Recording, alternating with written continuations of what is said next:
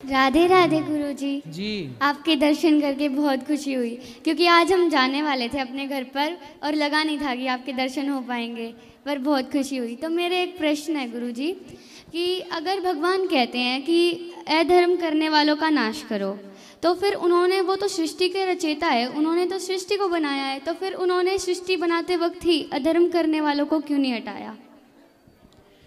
देखो, अधर्म करने वालों को भगवान ने नहीं बनाया। हाँ जी। भगवान ने तो संसार में आपको मनुष्य बना के भेजा था अच्छा काम करने के लिए, पर यहाँ आकर के कुछ लोगों ने अधर्म करना स्टार्ट कर दिया। यहाँ आकर के झूठ बोलना स्टार्ट कर दिया, यहाँ आकर छल करना स्टार्ट कर दिया।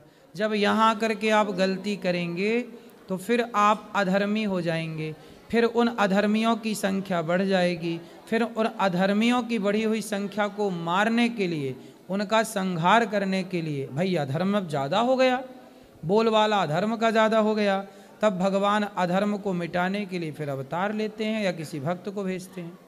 तो जब श्री कृष्ण जी का जन्म हुआ था, तब श्री कृष्ण जी को तो पता था ना कि ये अधर्म करेंगे दुर्योधन वगैरह, तो वो उनको मारने के लिए तो उनका जन्म हुआ था। हाँ। तो फिर उन्होंने दुर्योधन को इस सृष्टि में ही क्यों भेजा? दुर्योधन को सृष्टि में भेजा इसलिए कि भाई जाओ अच्छे कर्म करना।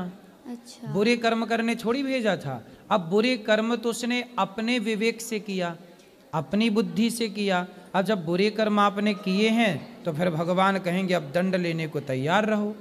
तो भगवान तो न्याय करते हैं ना बेटा। अच्छा ये बताओ, जैसे जज साहब हाँ जी किसी को फांसी देते हैं, तो क्या जज साहब की उस व्यक्ति से कोई पर्सनल दुश्मनी थी? नहीं।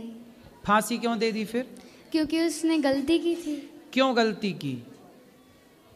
क्यों गलती की? हाँ, अब क्यों गलती की? गलती करी उसने। हाँ, ऐसे ही दुर्योधन ने गलती की। अच्छा। उसे गलती करने के लिए थोड़ी भेजा था भगवान ने कि जा तू गलती करना। उसने गलती की। अब जब गलती की तो जज ने क्या किया? फांसी दी। ऐसे ही भगवान क्या करते हैं? भगवान एक प्रकार के जज हैं। अच्छा। जो केवल सृष्टि में चल रहे अच्छे बुरे को जजमेंट करते हैं। हाँ, और उसका न्याय करते हैं। तुमने गलत किया है तो तुम चाहे कोई क्यों ना हो भोगना पड़ेगा। और एक और प्रश्न है कि तुलसी माला बार बार टूटती है, इसका अर्थ क्या होता है?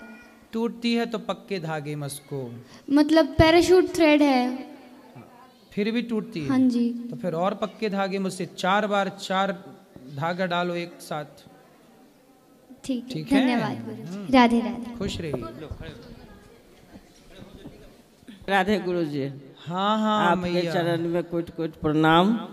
अब हम लोग एक सप्ताह से थे यहाँ, अब कल जा रहे हैं हम लोग सब, कल या परसों चले जाएंगे रात में। मतलब मेरा एक प्रश्न है गुरु जी, जो एकादशी व्रत जो आदमी करते हैं, महिला या पुरुष जो भी करते हो, उसको जग करना जरूरी है कि नहीं? क्या जग, एकादशी जग करना जरूरी है? जो जग करना चाहिए। नहीं, आप एकादशी का व्रत रहिए बस, ठीक है। अभी एकादशी 11 तारीख को एकादशी है। नहीं, जग के बारे में हम पूछना चाहते हैं, जो जग जरूरी है करना।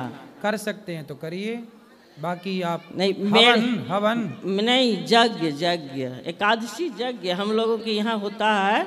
जो रात में पूजा हुआ उसका दान पुण्य, गया सज्जा दान पुण्य अपनी शक्ति के अनुसार करिए। भोज भात, तो मेरे विचार से जो 2-3 लाख रुपया खर्चा जो इतना मैया ये सब ना जग के लिए जो उतना खर्चा करे, ये सब जरूर है। केवल काम दूसरे क्षेत्र में लगा आप केवल एकादशी का व्रत करो और दूसरे दिन बड़े प्रेम से कोई दीन दुखी मिल जाए 1-2 लोग, उसको खिला पिला के अपना पार उतना पैसा दूसरे क्षेत्र में भी लगा सकते हैं। हाँ, तो ये पता नहीं आपके यहाँ ये परंपराएं क्यों हैं, बस ऐसे है नहीं। एकादशी सब रखते हैं और एकादशी रखने के बाद कोई इतना खर्चा करने की जरूरत नहीं है। हम तो कहते हैं अस्तु करो पुरुषार्थ न भोगो, भोग करो नित्य योग, योग ही यश देता है।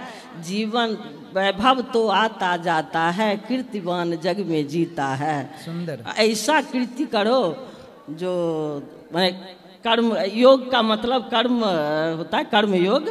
योग का मतलब योगा मत समझना, कर्म योग करो और जग में आनंद से जियो, कीर्ति करो, दूसरे क्षेत्र में लगाओ। आपकी सेवा देख करके बहुत खुशी हुई जी। और फिर बार बार आने का मन करता है। बिल्कुल, बार बार आइए।